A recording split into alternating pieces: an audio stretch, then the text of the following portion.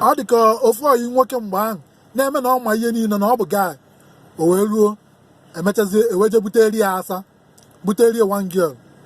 so onye na the girl na onye ime ụlọ onye ọbụla na ozi na-enyo the girl eyipụsigo dị n'olu na-echi ya nyanwa yipụ nke bịazie sekpuru n'iru the girl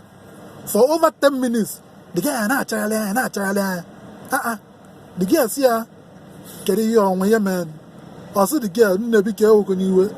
excuse me ọ sị ya ịma na ndị Igbo tụrụ inu si ọtụba inu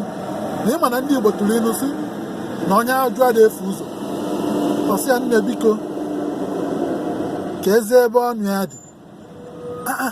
achagharịkatago m anya chagharịkata anya naanị ugwu naanị na ndịda dịka a ga-asị na